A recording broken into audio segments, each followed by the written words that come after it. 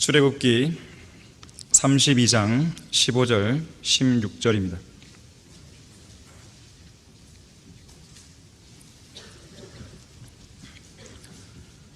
자, 15절 보시면 모세가 돌아서서 산에서 내려왔는데, 그러니까 시내산에 올라갔다가 하나님의 계명을 받고 내려오는 것이죠. 두 증거판이 그의 손에 있더라. 그 판은 양면에 기록되었으니 이쪽 면과 저쪽 면에 기록되어 있더라. 그 돌판들은 하나님의 작품이요 그 쓰신 것도 하나님께서 돌판에 새겨서 쓰신 것이라. 자, 말씀을 위해 다 같이 기도하겠습니다. 참으로 감사하신 아버지 하나님, 저희들에게 복된 장소에서 복된 말씀을 듣고 또 영과 진리로 경배를 드릴 수 있는 최상의 특권을 저희들로 하여금 향유하게 해주셔서 감사드립니다.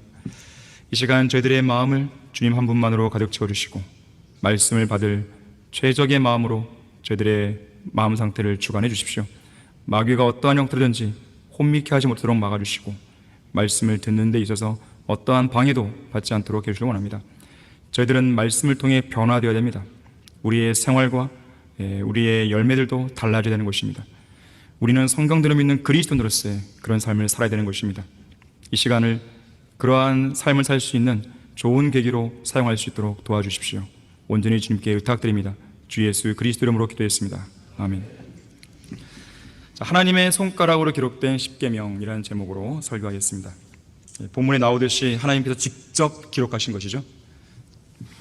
이 유대인 랍비들의 주장에 따르면 모세의 율법 안에는 613개의 계명이 들어있다고 그러죠.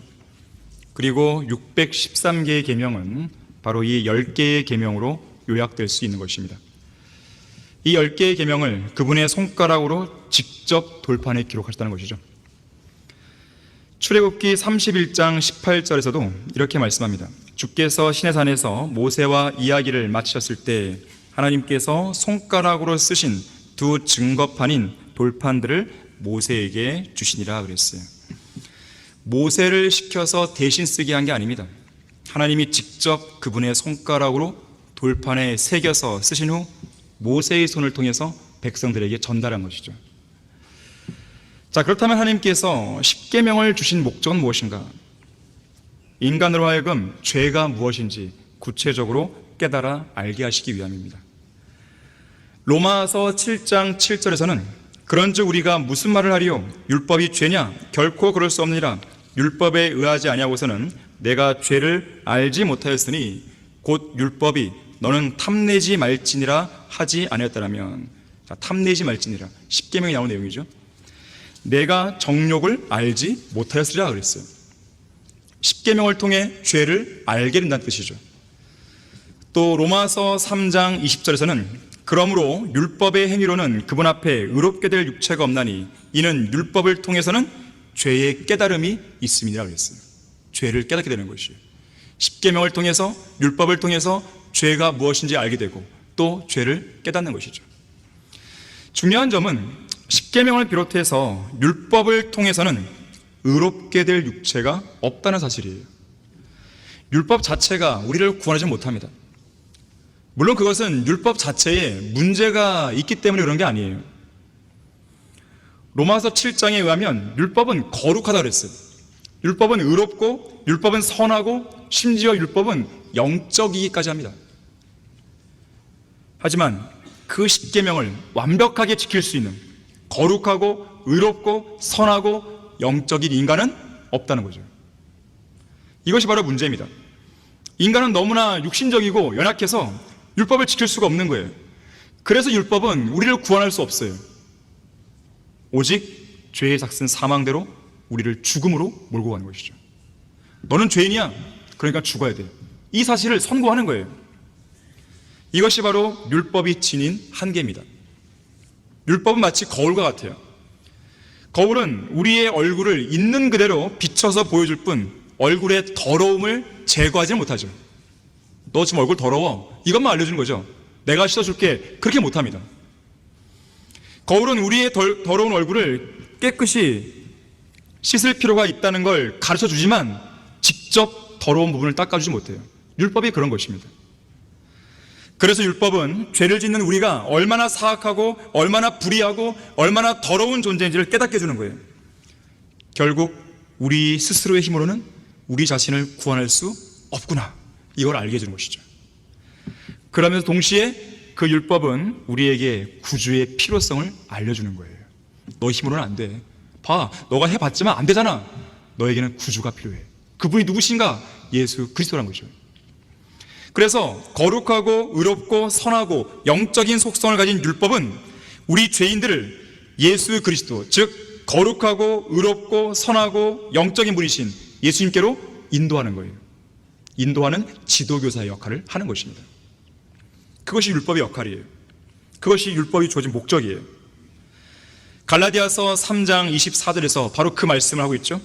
율법이 우리를 그리스도에게로 인도하는 우리의 지도교사가 되었으니 이는 우리를 믿음으로 의롭게 하려 함이라. 행위가 아니죠. 어차피 율법을 통해서는 행위로 안 된다는 걸 보여준 거예요. 넌 안 되니까 예수님께로 가야 돼. 그것을 갈라디아 3장 24절이 말씀하는 거예요. 자, 이렇듯 십계명은 인류를 지도하고 다스리는 하나님의 법칙들입니다. 우리는 하나님께서 직접 기록하신 십계명, 다시 말하자면 지도교사의 말에 주목하고 지도교사의 가르침에 전적으로 순종해야 돼요. 이 계명이 우리에게 무엇을 하라고 명령하든지 우리는 그 명령대로 해야 되는 것이고, 또 무엇을 하지 말라고 명령하든지 우리는 그 명령대로 하지 말아야 되는 거예요. 다만 우리의 구원과 관련해서 어떠한 부분들은 주의할 필요가 있겠죠.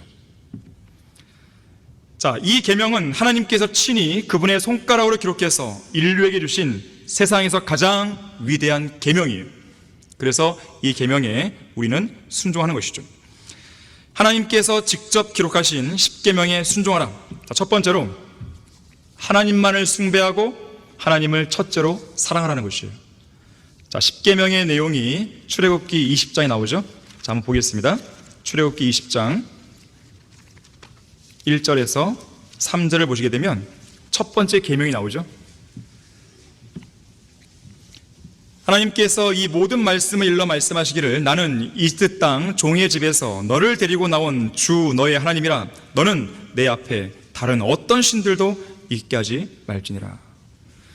오늘날 이 세상에는 거짓 신들이 판을 치고 있습니다.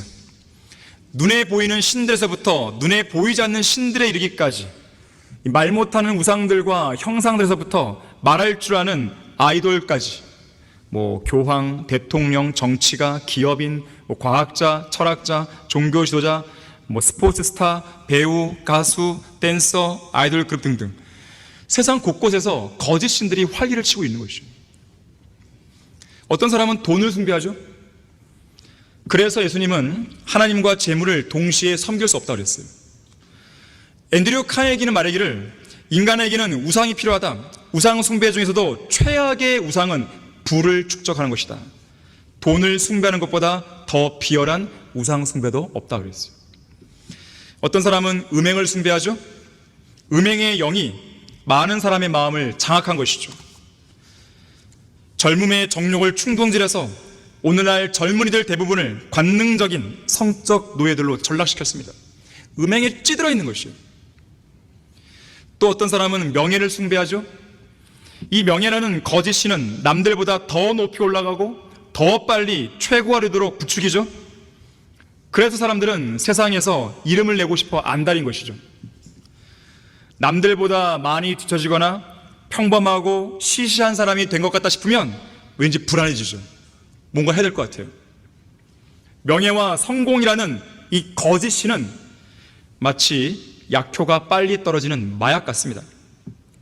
사람들로 하여금 계속 그것에 의존하게 만드는 거예요. 어떠한 명예를 얻었으면 그 이상의 명예를 또 얻고 싶어 하는 것이죠. 또 얻었으면 또 얻고 싶어 하는 것이죠. 마약 같은 거예요. 계속 중독되는 것입니다. 결국 그런 삶은 기쁨과 평안이 아니라, 어떤 성취감에서 오는 기쁨과 평안이 아니라 공포심과 불안감을 계속 조성합니다. 잠깐 어떤 명예 얻었으면 기분 좋죠. 왜 안 좋겠어요? 그런데 그건 그때뿐이에요. 또 다른 명예를 얻기 위해서 또 마음이 막 불안해지는 것이죠. 타락한 인간의 마음은 거짓 신들을 대량으로 생산해내는 공장과 같아요. 거짓 신들이 세상에서 판을 치고 있는 것은 하나님보다도 자기 자신을 더 사랑한 것의 결과물입니다. 자기 자신을 더 사랑하고 자기 자신을 숭배하는 사람은 자기 자신을 최고의 권위로 여기는 거예요. 자기 생각, 자기 기준, 자기 가치관, 자기 감정에만 매몰되어 있는 것이죠. 자기 자신을 지나치게 사랑한 나머지 모든 일에 있어서 항상 자기가 먼저예요. 자기 자신이 신이 된 것이죠. 절대로 이런 거짓 신들이 우리 마음속에서 활보하도록 내버려두면 안 됩니다. 거듭난 성도는 자신의 정력을 채우는 사람들이 아니라 예수 그리스도 한 분만으로 만족하며 사는 사람들인 거예요. 우리를 구원하신 하나님만을 숭배하고 하나님을 첫째로 사랑하는 사람이 되어야 되는 것입니다.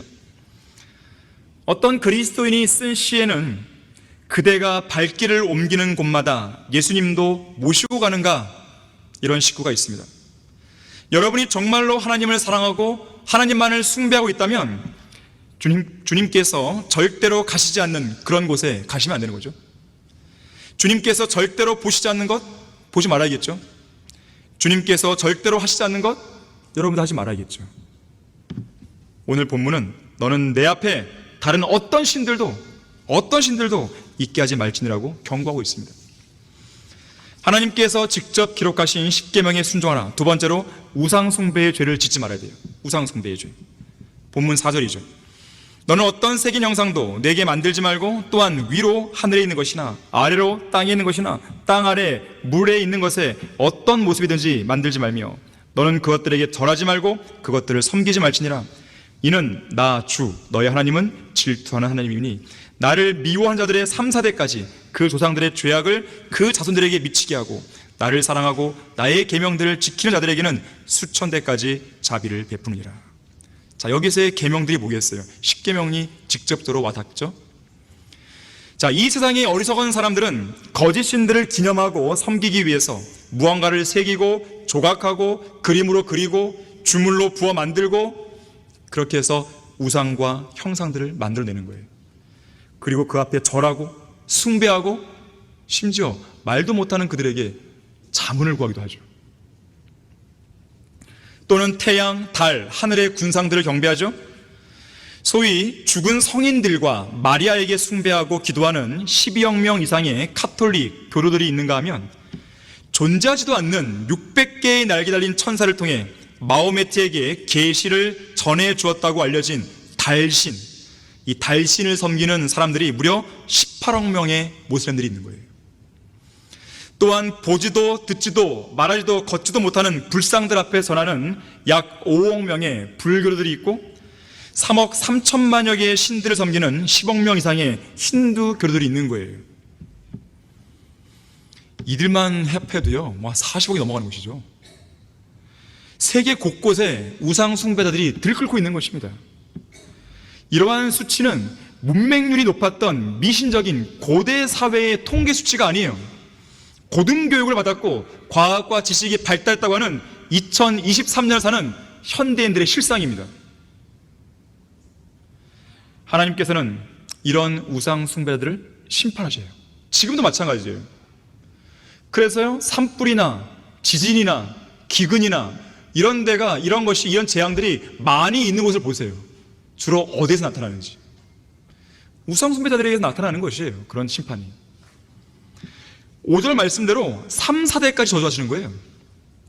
이런 이유로 멕시코, 남아메리카, 스페인, 이탈리아, 필리핀, 인도, 일본 이런 국가들은 전염병, 가난, 지진, 홍수, 내전 등으로 계속 고통받는 것이죠. 끊이지 않는 거예요. 그러면서도 하나님을 안 찾는 거죠. 그만큼 인간이 완고한 거예요.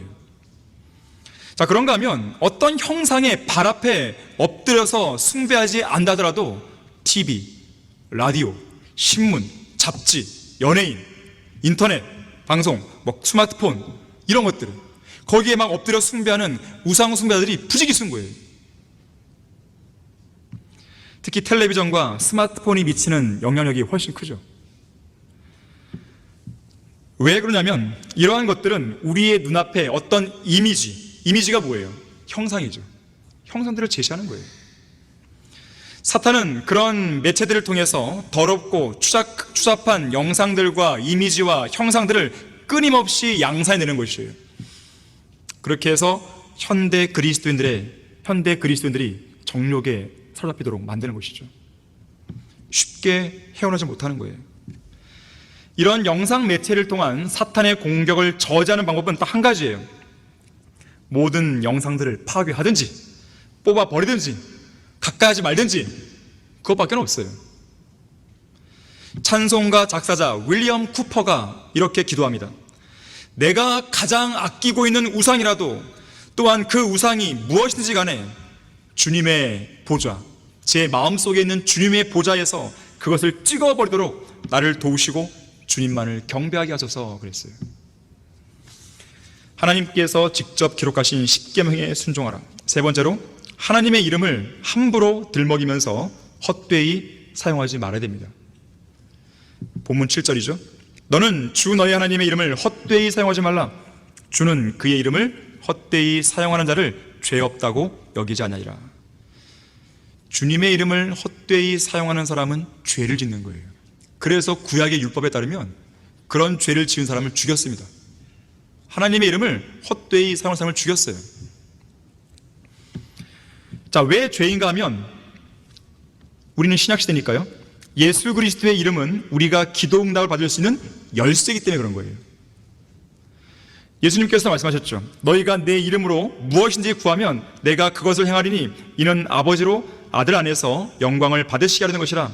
너희가 무엇이나 내 이름으로 구하면 내가 행하리라.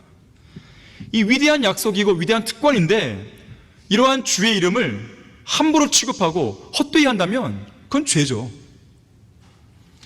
또한 하나님의 이름을 헛되이 사용하면 그 이름을 더럽히는 일이기 때문에 죄입니다. 하나님의 거룩한 이름은 더러운 죄인들이 함부로 부를 수 있는 그런 이름이 아니에요. 위대하고 존귀한 그분의 이름을 격하시키고 모독하고 저주하는, 헛되이 사용하는 그런 가증한 죄를 짓지 말아야 돼요. 그런 죄를 짓는 누군가 있다면 여러분은 경고해 줘야 됩니다.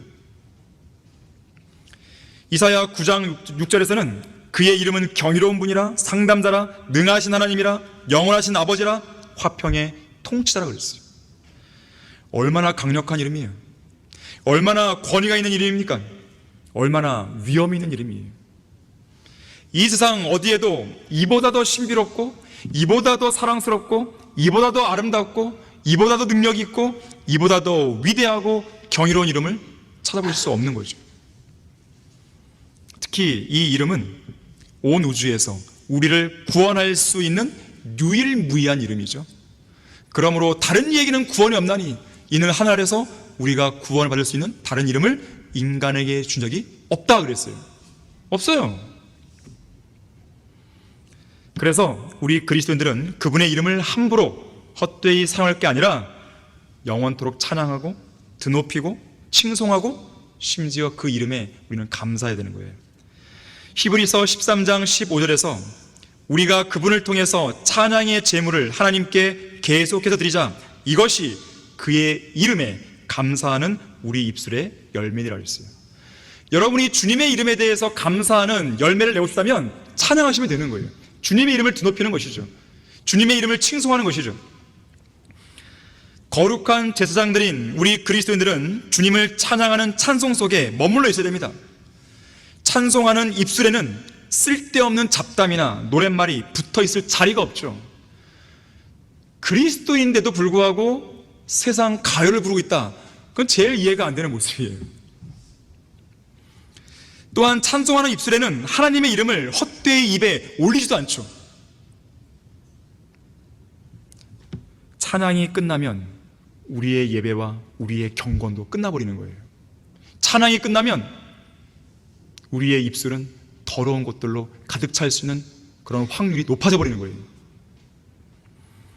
모든 복들과 은혜와 자비를 베풀어 주신 그분의 이름, 바로 예수 그리스도의 이름만을 우리는 찬양해야 되는 것이죠. 하나님께서 직접 기록하신 십계명에 순종하라. 네 번째로, 하나님 안에서 안식하고 쉼을 얻어야 됩니다. 성경은 주님 안에서 쉬라고 그랬어요. 그냥 쉬라고 안 했습니다. 주님 안에서 쉬는 거예요. 구원을 얻기 위한 인간의 모든 노력을 중단하고 갈보리 십자가에서 완성하신 예수 그리스도의 구속사역을 온전히 신뢰할 때 우리는 진정한 쉼을 얻을 수 있습니다. 예수님께서 선언하셨잖아요. 다 이루었다. 다 이루었는데 우리가 거기다 뭘 보태겠어요? 그저 믿음으로 주님께 나아가서 구원받고 쉬면 되는 것이죠. 자, 그런데 본문 8절 보시게 되면 안식일이 언급되는데요, 안식일 날을 기억하고 그것을 거룩하게 지키라. 엿새 동안 내가 일할지니 내 모든 일을 할지니라. 그러나 일곱째 날은 주 너의 하나님의 안식일이니 그 날에는 너와 내 아들이나 내 딸이나 내 남종이나 내 여종이나 내 가축이나 내 문 안에 있는 내 타국인까지도 아무 일도 하지 말지니라. 이는 엿새 동안 주가 하늘과 땅과 바다와 그 안에 있는 모든 것을 만들고 일곱째 날에는 쉬었습니다. 그러므로 주가 안식일 날을 복주고 거룩하게 하였느니라. 자, 기본적으로 안식일은 그리스도인들과 관계가 없습니다. 안식일은 하나님과 이스라엘 사이에 하나님과 백성의 관계를 보여주는 표적이에요. 안식일은 표적입니다. 나는 너희의 하나님이야, 너희는 나의 백성들이야. 이 관계를 보여주는 표적이에요. 자, 이러한 표적이 우리에게는 필요가 없죠. 자, 우리는 그래서 안식일을 지키는 사람들이 아니에요. 우리는 예수님께서 부활하신 한 주의 첫날에 주 하나님께 영과 진리로 경배를 드리는 그리스도인들이죠. 근데 오해하지 말 것은 안식일이 주일로 바뀐 것도 아니에요. 그래서 어떤 사람들은 주일 성수 하면서 아예 막 올가멜로 하는 거죠. 주일날 예배를 아예 안 드리면 천벌을 받을 것처럼 막 한단 말이에요. 그건 아니죠. 자, 안식일이 주일로 바뀐 게 아닙니다. 안식일은 안식일이고 주일은 주일이에요. 우리는 그리스도인이고 안식일을 지키는 사람들은 유대인이죠. 그건 구분해야 되는 것이에요. 다만 이 안식일과 관련해서 우리가 얻어야 될 교훈이 있다는 거죠. 바로 쉼과 휴식이에요. 이 모든 글이나 악보에는 쉼표가 있잖아요. 쉼표가 없는 글, 좋은 글이 될 수 없습니다. 쉼표 없이 쭉 글만 나왔다, 좀 힘든 거예요. 이거 읽기가. 악보도 마찬가지죠. 그런데 우리 인생의 악보에는 쉼표가 없어요. 누가 이메로 막 찍어주지 않습니다. 자기가 찍어야 돼요. 자동차가 언제 멈춰섭니까? 기름이 떨어졌거나 차에 고장 났을 때 멈추죠. 그 전에 적절한 시점에서 운행을 멈추고 기름도 넣어주고 차량 점검을 해줘야 됩니다. 제때에 브레이크를 밟아서 운행을 적절하게 쉬어주지 않으면 그 자동차는 영영 멈추죠. 인생의 쉼표를 제대로 찍어주지 않으면, 제때에 찍지 않으면 인생에 뭐가 찍혀요? 마침표 지켜버리는 거예요. 쉼과 휴식이 중요해요. 그래서 러커 목사님도 이 쉼과 휴식이 중요하기 때문에 이 점심때마다 밥을 먹고 나면 전화선 뽑아버리고 문을 걸어 잠그고 클래식 음악을 들으면서 1시간 동안 잔다 그러잖아요. 저도 최근에 자기 시작했습니다. 문 잠가버리고 네, 전화도 안 받고 한 30분 내지를 잡니다. 자고 나면 너무 좋아요. 쉬어야 되는 것이죠. 자, 그런가 하면요, 우리는 일주일 중에 하루는 하나님을 생각하는데 전적으로 드려야 한다는 영적 교훈도 얻죠. 비록 안식일이 주일처럼 바뀐 건 아니지만 우리는 주일날 주님만을 높이기 위해서 하루를 떼어놔야 되는 것이에요. 일주일, 6일 동안 내내 세상이 있었을 거 아니겠어요? 그 세상이 있으면서 하나님을 얼마나 생각하십니까? 아침에 말씀을 묵상하거나 기도할 때, 점심 먹을 때, 아침 먹을 때, 저녁 먹을 때, 식사기도 하면서 그럴 때 외에는 어떨까요? 대부분은 세상 일에 파묻혀 있는 것이죠. 주님을 생각하기 쉽지 않죠. 물론 우리는 매일 매 순간 주님을 떠올려야 됩니다. 하늘나라를 바라봐야 되는 것이죠. 그러나 특별히 주일날 우리는 하루를 떼서 주님께 영과 진리로 경배를 드려야 되는 것이에요. 그러한 특권을 우리는 향유해야 되는 것이죠. 매일 매 순간 주님 안에서 쉼을 누려야 되겠지만 특히 주일을 비롯해서 예수 그리스도 이름으로 모이는 날에는 주님 안에 쉬면서 주님 한 분만으로 마음을 채우고 주님의 말씀으로 우리의 마음을 채울 수 있어야 되는 것이에요. 여러분의 시선과 눈동자를 오직 주님과 그분의 말씀에 딱 고정시켜놔야 돼요. 하나님께서 직접 기록하신 10계명에 순종하라. 다섯 번째로 부모를 공경하는 것이죠. 본문 12절입니다. 너는 내 아비와 내 어미를 공경하라. 그리하면 주 너희 하나님께서 내게 준 땅 위에서 내 날들이 길 것이라. 에베소서 6장 2절에서는 부모를 공경하는 것이 약속 있는 첫째 계명을 했어요. 어떤 약속이에요? 장수의 약속이죠. 오래 살고 싶으면 부모님을 공경해야 됩니다. 오래 살기 싫으면 부모님을 무시하세요. 망나니처럼 사세요. 물론 그런 사람 없겠죠. 부모를 공경한다는 것이 무슨 뜻입니까? 부모님을 말 그대로 존경하는 거예요. 여기는 어떤 조건이 없습니다. 부모님이 돈을 잘 벌어주시니까 존경합니까? 부모님이 좋은 대학을 나왔으니까 존경합니까? 부모님이 나를 위해서 뭔가를 많이 해주시고 내가 사달라는 거 다 사주니까 존경합니까? 여기에는 어떤 조건이 있는 게 아니에요. 어떤 조건 따지지 말고 부모님을 존경하는 것이에요. 어린 자녀들은 가정에서 부모님을 도울 일이 없는지 찾아서 하는 것이에요. 부모님을 존경한다면 마땅히 부모님을 도와드리는 거예요. 또한 부모를 공경한다는 것은 부모님의 말씀에 순종하는 것이에요. 부모의 권위에 순종하지 않는 것은 하나님의 권위에 순종하지 않는 것과 똑같아요. 왜냐하면 질서를 어겼기 때문에. 부모의 권위나 또 학교에서의 선생님의 권위나 또 가정에서의 남편의 권위나 이것은 존중되어야 되는 것이에요. 그 권위는 그 사람 스스로가 그 사람 스스로가 이 권위를 주장하는 게 아닙니다. 하나님이 주신 권위란 말이에요. 그건 하나님이 주신 질서예요. 그래서 그러한 권위에 순종 안 했다고 한다면 그건 질서를 파괴하는 것입니다. 하나님의 뜻에 역행하는 것이에요. 부모님의 권위도 그런 맥락에서 여러분들이 이해해야 되는 것이죠. 자, 이렇듯 순종이라고 하는 것은 옳은 일이에요. 그리고 주님을 기쁘시게 하는 일입니다. 부모님의 말씀을 거역하지 마세요. 부모님의 말씀을 무시하지 마세요. 물론 생각이 다를 수는 있어요. 다르다 하더라도 무시해서는 안 되는 것이죠. 그리고 부모님의 말씀에 귀를 기울여야 되는 것이에요. 또한 부모를 공경한다는 것은 부모님의 훈계와 징계도 흔쾌히 받아들이는 것이에요. 훈계를 받을 때 겸손히 들어야 되지 자기 잘난 맛에 자기 생각을 이러쿵저러쿵 떠들면 안 되는 것이죠. 부모를 공경한다는 것은요, 또 다른 의미에서 본다면 늙으신 부모를 부양해야 하는 것도 포함되는 것이죠. 이 영국의 그 벨푸어 선언으로 유명한 아서 벨푸어라는 정치인이 있죠. 이렇게 말했습니다. 그대의 원수에게는 용서를 행하고 그대의 적대자에게는 관용을 베풀며 그대의 친구에게는 당신의 마음을, 그대의 아들에게는 모범을 주고 그리고 그대의 아버지에게는 효도를, 그대의 어머니에게는 어머니가 그대를 자랑할 일을 행하라 그랬어요.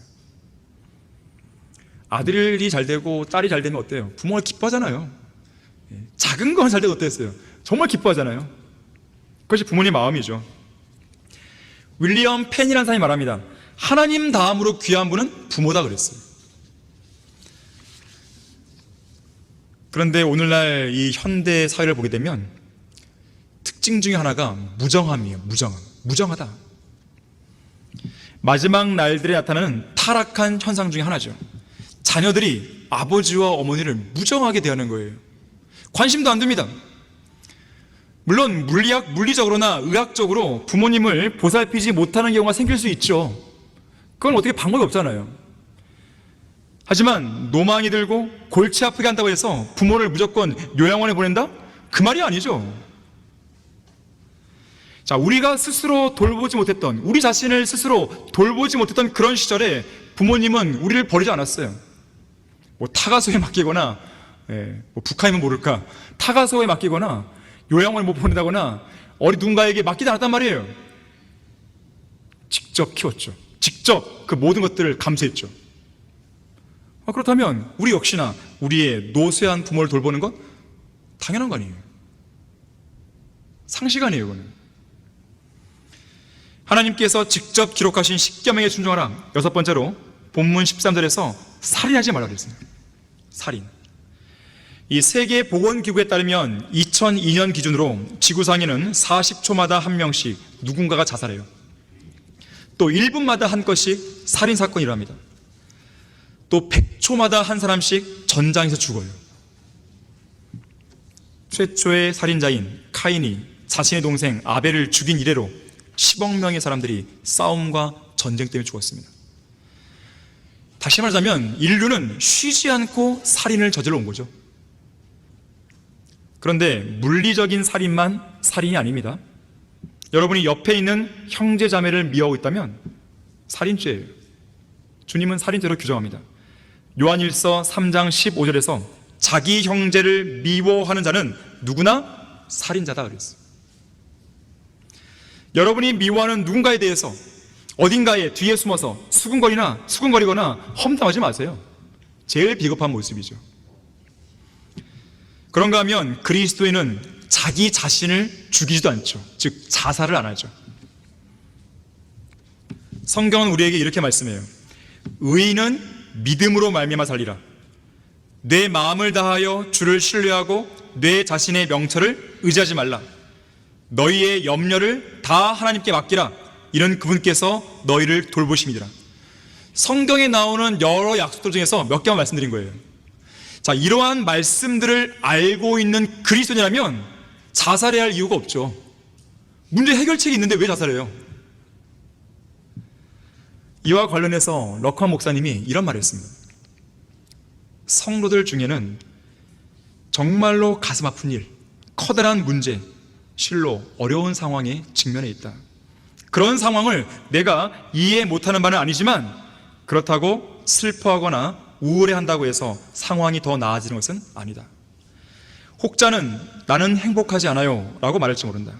그렇다면 하나님께 행복할 방법을 보여달라고 간구하라. 밥존스 시녀는 이렇게 말했다. 행복 자체를 추구한다고 해서 행복을 찾을 수 있는 게 아니다. 오히려 당신의 인생을 향한 하나님의 목적에 부합한 길을 가라. 그렇게 하다 보면 행복을 만나게 되는 것이다 그랬어요. 그래서 여러분 기도하세요. 힘든 상황에 직면했다고 해서 그냥 우울해지고 낙담하고 자포자기하고 그러지 말라는 거예요. 우리 그리스도인 아니에요. 어떻게 기도합니까? 주님, 저는 지금 우울합니다. 방법을 모르겠습니다. 도와주십시오. 왜 이 기도를 못하겠어요? 뭐 어려운 기도입니까? 이 문제가 제게 너무 과중합니다. 미쳐버릴 것 같습니다. 하지만 저는 미치길 원하지 않습니다. 저는 주님을 올바르게 섬기고 싶습니다. 도와주십시오. 기도하면 되는 것이죠. 이렇게 기도할 수 있는데 왜 안 하냐 이거예요. 왜 안 하고 자포자기하고 쓰러지냐 이거예요. 왜 문제가 있으면 해결할 생각을 안 하고 왜 그냥 그 문제에 그냥 또 넘어지냐 이거예요. 이젠 그런 수동적이고 피동적인 그런 삶을 버리자는 것이죠. 믿음을 쓰세요. 믿음을. 강력한 무기가 있는데 왜 안 쓰냐 이거예요. 하나님께서 직접 기록하신 10계명에 순종하라. 7번째로 간음하지 말라고 14절에 말씀하죠. 고린도전서 6장 15절 16절에서는 이렇게 말씀합니다. 너희의 몸이 그리스도의 지체인 줄 알지 못하느냐? 내가 그리스도의 지체를 가지고 창녀의 지체로 만들겠느냐? 결코 그럴 수 없느니라. 또한 창녀와 합하는 자는 한 몸인 것을 너희가 알지 못하느냐? 그가 말씀하시기를 둘이 한 몸이 되리라고 하셨느니라. 오늘날 우리는 성별된 삶이 무너진 시대에 살고 있습니다. 특히 젊은 청년들은 이 부분을 주의하셔야 돼요. 가장 유혹이 많은 때 아니에요. 나이 든 장년이나 노년보다도 그런 정욕이 더 강하게 일어날 때란 말이에요. 주의하셔야 돼요. 특히 남녀 간의 관계에 있어요. 남녀 간에 단 둘이 어느 은밀한 공간에 있으면 안 되는 거예요. 반드시 마귀가 개입합니다. 불가피하게 그런 일이 생긴다 하더라도 문을 열어놔야 되는 것이에요. 그래서 특히 성적인 타락은 이 시대의 가장 큰 특징이죠. 대중매체, 인터넷상에서는 마귀들과 마귀의 자식들이 만들어낸 음란물과 음란한 영상들이 널려 있어요. 간음과 강간은 물론 혼전 성관계가 아무렇지 않게 여겨지고 있죠. 혼전 성관계가 뭐예요? 간음이죠. 음행이죠. 아주 그럴듯하게 포장해서 사람들이 만들어 놓은 용어죠. 현대에 나온 용어 아니에요, 이게. 합의상 관계했다. 그 음행 아니에요? 그 죄 아니에요? 희한한 시대에 살고 있어요. 합의상 관계를 했으면 죄가 아닌 그런 시대에 살고 있는 것이에요. 웃기죠, 정말. 더럽고 추악한 죄악들이 학교, 교회, 가정, 안방 구석까지 아무런 방해나 제재도 없이 막 밀려 들어옵니다. 집안에 특히 아버지들은 정신 차려야 됩니다. 텔레비전을 마냥 틀어놓고 있으면 안 되는 거예요. 이상한 드라마나 이상한 것들을 보고 있으면 안 되는 것이죠. 그러한 아버지의 모습을 아이들이 보고 배우는 것이에요. 신문, 잡지, 라디오, 텔레비전, 인터넷, 스마트폰, 유튜브, 영상 등을 통해 들어오는 폭력물, 음란물, 성인 영화 등 이런 것들을 제재할 수 있는 권위나 기준이 부재한 세상이 되어버린 거예요. 사람들은 뭐라 그래요? 19세. 아니 19세 이상이면 다 볼 수 있어요? 구원받은 그리스도인은 어떤 형태로든지 성적으로 타락한 삶을 살면 안 됩니다. 성적 타락으로 이끄는 영상을 보면 안 되는 것이죠. 욥이 뭐라 그랬어요? 내가 내 눈과 더불어 언약을 세웠는데 어찌하여 내가 소녀를 생각하랴 그랬어요. 눈과 더불어 언약을 세운 거예요. 뭐 어떤 언약? 죄를 안 짓겠다는 것이죠. 음행을 안 했다는 것이죠. 간음을 안 했다는 것이죠. 음란한 것들을 오래 보고 있으면 성적 타락으로 나가는 것은 시간 문제예요. 그런 죄악을 당장 멈추십시오. 그 대신 성경을 읽고 묵상하는데 시간을 쓰는 것이죠. 청년이 무엇으로 자기 길을 정결케 하리까? 주의 말씀을 따라 조심할 것입니다 그랬어요. 무엇으로 이 정결케 사냐 이거예요. 주의 말씀을 통해서 나를 주의 주고 조심하는 거예요. 길을. 그밖에 없습니다. 여러분이 부지런히 성경을 읽고 부지런히 성경대로 살면 성경 말씀이 여러분들을 죄와 악으로부터 지켜주는 거예요. 자연스럽게 이길 힘이 생기는 것입니다. 나는 왜 이렇게 정욕이 약하지? 말씀을 읽으세요. 말씀의 능력이 지배당해 보세요. 그럼 자연스럽게 그 정욕을 이길 힘이 생기는 것입니다.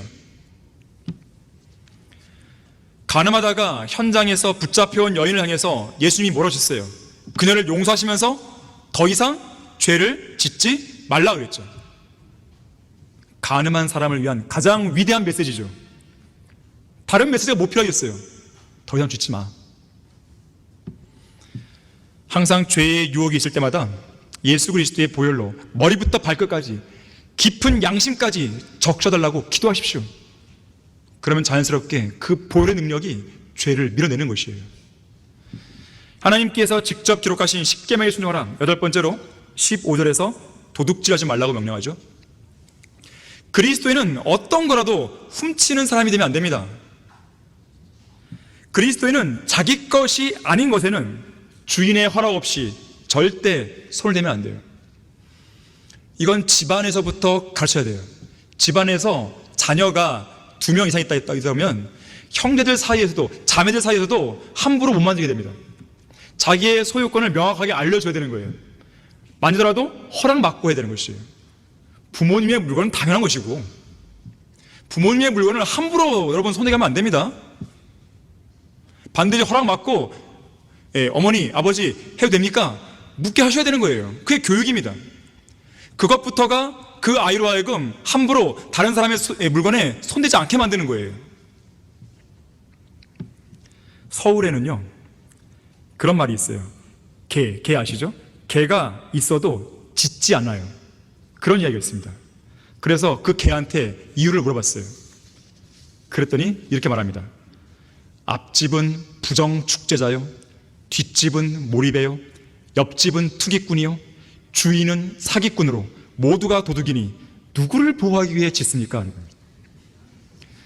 다 도둑놈 다. 그런가 하면 도둑질에는 꼭 돈이나 물건을 훔치는 것만 있는 게 아닙니다. 여러분이 누군가와 약속했어요. 그런데 약속 시간을 어겼다면 상대방의 시간을 훔친 것이죠. 오늘 하루 시간을 낭비했다면 하나님이 주신 시간을 도둑질한 것입니다. 거짓으로 남을 비방했다면 그 사람의 신용을 훔친 것이죠. 밥을 남겼다? 배고픈 사람의 음식을 훔친 거예요. 밥 남기지 마세요. 우리 그 학생들에게는 우리 셰프 최영경 위원님이 잘 해요.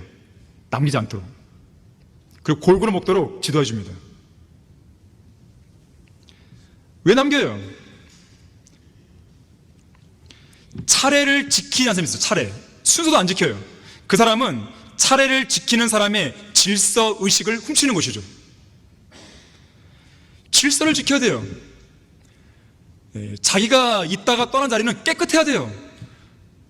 제가 간혹 가다가 이 식당에서 혹은 심지어 이 로비에서 이 종이컵, 커피 먹고 남은 종이컵 종종 봅니다. 누가 그랬을까? 제가 발본색원을 찾아보고 싶었지만 그럴 수 없잖아요. 아니, 그거 기본이에요, 기본. 자기가 먹은 거 버려야죠. 왜 안 버려요? 자기가 의자를 썼으면 의자 집어넣어야죠. 왜 안 넣는 것이에요? 전 제일 이해가 안 되는 것이에요.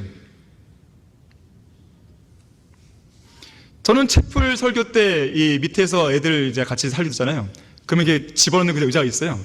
그럼 저는 설교하러 올라갈 때도 반대 넣고 갑니다. 놔두고 안 가요. 질서의식이 있어야 되죠. 필요 이상의 넓은 집을 소유하고 있다. 그건 집 없는 사람이 집을 훔치는 것이에요.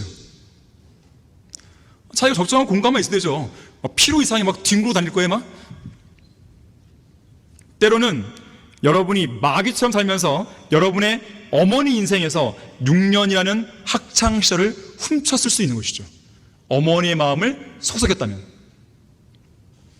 특히 성경을 번개시키거나 짝퉁 성경을 만들어내면서 하나님의 존귀를 도둑질하고 하나님의 말씀을 도둑질할 수 있는 것이죠. 그런 도둑질은 당장 그만둬야 되는 것이죠. 하나님께서 직접 기록하신 10계명에 순종하라. 자, 9번째로 16절에서 거짓말하지 말라 그럽니다. 너는 내 이웃에 대하여 거짓 증거하지 말지니라. 사람들이 가장 가볍게 여기고 쉽게 짓는 죄가 거짓말이죠. 어떤 조사에 따르면 8분의 1번꼴로 하루 평균 200번의 거짓말한다고 그래요. 그런가 하면 어떤 사람은 이 숨을 쉬는 것조차도 거짓말이라고 할 정도로 아예 거짓말을 입에 달고 살죠. 입만 열면 거짓말이에요. 하나님께서는 거짓말하는 혀를 싫어하십니다. 싫어하세요. 거짓을 말하는 거짓 증인을 가증하게 여기십니다. 도산 안창호 아시죠? 농담으로라도 거짓말하지 말라. 꿈에서라도 거짓말했거든 통해하라. 그렇게 말했어요. 성경은 거짓말에 대해서 강하고 엄중하게 책망합니다. 왜 그럴까요? 거짓말의 아비가 누구예요? 사탄 아니에요? 결국 그리스도인이 거짓말했다는 것은 옛날처럼 사탄의 자식이 되겠다는 거 아니겠어요? 현실적으로 그럴 수는 없겠지만 그런 말과 똑같은 거 아니에요? 그리스도인은 진실한 입술을 지녀야 돼요. 아무리 여러분들이 부당한 대우를 받을 수밖에 없다 하더라도 정직하게 이야기해야 돼요. 정직하게. 이 다른 성도들의 치부에 대해서 수군거리는 사람들은 거짓말하는 증인들이에요. 진실한 입술은 다른 지체들의 단점과 잘못에 대해서 여기저기 사람들을 붙들고 이야기를 옮기지 않습니다. 상처를 주지 않아요. 오히려 진실한 입술은 용기가 있죠. 정직하죠. 믿음의 입술이고 겸손의 입술이죠. 잠언 12장 19절에서는 진실한 입술은 영원히 설 것이나 거짓말하는 혀는 순간뿐이라고 했어요. 그래서 자기가 한 거짓말은 반드시 자기에게 돌아옵니다. 순간만 모면하는 거예요. 반드시 그에 대한 보응을 받게 돼 있습니다. 하나님께서 직접 기록하신 10계명에 순종하라. 마지막 10번째로 탐내지 말라 그랬죠. 탐심 역시나 인간이 가장 자주 짓는 죄입니다. 왜 그런지 아십니까? 눈에 잘 안 보이기 때문에 그래요. 여러분 안에 탐심이 있는지 없는지 제가 어떻게 알아요? 알 수가 없잖아요. 다른 죄들은 드러나잖아요. 말이나 행동을 통해서. 하지만 내가 탐심을 갖고 있는지 안 보여요, 눈에. 그래서 사람들이 자주 짓는 죄죠. 탐욕은 언제가 말씀드렸지만 자신이 가지고 있지 않고 있고 또 하나님이 주시지 않은 어떤 것을 내가 추구하는 욕망이에요. 주님이 안 줬다면 나에게 지금 필요 없는 거예요. 그럼 감사하시면 되는 거거든요. 근데 그걸 계속 갖겠다고 인간적인 방법을 동원해서 막 하려고 해요. 그거는 탐심이에요. 바울은 탐심을 우상숭배라고 했죠. 또는 돈을 사랑하는 걸 말했죠. 이러한 탐심은 부자도 괴롭히지만 가난한 사람도 괴롭힙니다. 탐심은 계속 소유하기를 원할 뿐 아니라 소유를 해도 만족이 없어요.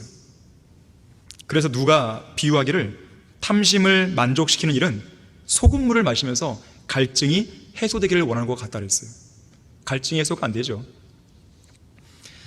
탐심을 치료하는 가장 좋은 방법은 하나님이 나에게 주신 복들을 세어보는 거예요. 지금 현 시점에서 앞으로 이러한 복 주셨으면 좋겠는데, 이것이 아니라 지금 나에게 주신 복이 무엇인지를 구원받은 것부터 시작해서 하나씩 헤아려 보세요. 헤아려 보면서 어떻게 됩니까? 감사하는 것이죠. 감사는 탐심을 치료하는 좋은 치료책이에요. 또한 주는 법을 배우는 거예요. 그럼 탐심이 사라집니다. 다시 말하자면 관대함이 필요해요. 관대함. 한 번은 어떤 사업가에게 찾아가서 $500를 기부해 줄 것을 요청한 이 선교사에 관한 이야기가 있습니다. 이 사업가는요, 잠시 생각이 잠기더니 $500짜리 수표를 써줬어요. 그런데 그 선교사에게 수표를 주는 것이 더니 갑자기 찢어버렸습니다. 선교사가 마음이 좀 아팠겠죠? 그런데 5분 뒤에 이 사업가가 선교사에게 그보다 훨씬 더 많은 액수인 $5,000짜리 수표를 새로 써줬어요. 너무 궁금했습니다. 선교사가 물었어요. 아까는 왜 그러신 겁니까? 그러자 사업가가 말합니다. 저는 지금처럼 관대한 적이 한 번도 없었습니다. 구원받기 전에는 아주 인색한 자린고비였죠. 하지만 구원받은 이후로는 이타적인 사람이 되어서 베풀려고 노력을 하고 있습니다. 하지만 그럴 때마다 마귀가 나를 못 살게 굽니다. 그래서 주님과 저는 계약을 했습니다. 내가 선물을 더 주려고 할 때에 마귀가 힘들게 할 때마다 이 마귀를 꼼짝 못하게 해 주시라고 말입니다. 자, 이런 인생의 변화가 가능한 것은, 이런 관대함이 나올 수 있는 것은 이미 하나님께서 말로 표현할 수 없는 선물을 그 사람에게 줬기 때문에 그렇죠. 그게 바로 영생 아니에요. 자, 그래서 이러한 관대함은 탐심에 대한 치료책인 것이죠. 그러나 탐심에 대한 궁극적인 치료책은 하늘나라입니다. 하늘나라는 아무것도 원하지 않고 또 어떤 것도 필요로 하지가 않죠. 그곳은 완벽하게 만족할 수 있는 장소라서 그야말로 항상 행복한 거예요. 정욕 없이 사랑하고 이기심 없이 기쁨을 누리고 욕심 없이 부유하고 걱정 없이 행복을 만끽하고 어떤 자랑도 없고 영광을 누리는 그런 곳이 바로 하늘나라인 곳이죠. 결론적으로 하나님께서 그분의 손가락으로 직접 기록하신 가장 위대하고 소중한 이 계명을 주신 목적 중 하나는 우리에게 행하라는 것이에요. 전도서 12장 13절에서 전체 일의 결론을 드릴지니 하나님을 두려워하고 그의 계명들을 지키라. 이것이 뭐라고 그랬어요? 사람의 모든 의무라고 그랬어요. 행하지 않는 사람에게는 십계명은 아무짝에도 쓸모없는 명령이 됩니다. 성경대로 믿는다는 게 뭐예요? 성경대로 실행하는 것이죠. 성경대로 믿는 믿음은 성경대로 실행할 때 의미가 있죠. 그래서 진리의 성경은 우리가 그것을 알고 믿을 뿐 아니라 실행하라고 주어진 책인 거예요. 십계명도 실행하라고 주신 계명입니다. 잠언 22장 17절, 19절, 21절에서는 너는 귀를 기울여 현명한 자의 말들을 듣고 내 지식을 내 마음에 두라. 너의 신뢰가 죽게 있게 하려고 오늘 내가 너에게 이것을 알게 하였으니 바로 너에게라. 이는 너로 하여금 진리의 말씀들의 확실함을 알게 하며 너에게 사람을 보낸 그들에게 진리의 말씀들을 대답하게 하려 함이 아니냐라고 말씀합니다. 이 확실한 말씀들인 십계명을 마음속에 두고 간직해야 되고 또 온전한 실행으로 옮겨야 되는 것이에요. 자, 이 확실한 말씀, 이 십계명이 누구에게 주어졌나 이거죠. 바로 너에게라. 옆 사람에게라? 아니요, 너에게라. 이 엄중한 십계명에 온전히 순종하는 여러분이 되길 바라겠습니다. 자, 기도하겠습니다. 감사하신 아버지 하나님, 유대인들에게 주어졌던 그 십계명을 통해서 우리가 실제 삶에서 어떻게 적용하고 또 어떻게 영적인 교훈을 얻을지 다양한 진리의 식들을 우리에게 알려주셔서 감사를 드립니다. 이제 남아있는 것은 우리가 배운 대로 실천하는 것입니다. 십계명은 참으로 기본적인 계명입니다. 이것만 잘 지켜도 이 세상에서는 성별의 삶을 살 수가 있는 것입니다. 우리 모든 성도들이 이 계명에 온전히 순종함으로써 주님께서 기뻐하시는 성도들 될 수 있도록 역사해 주십시오. 주 예수 그리스도 이름으로 기도했습니다.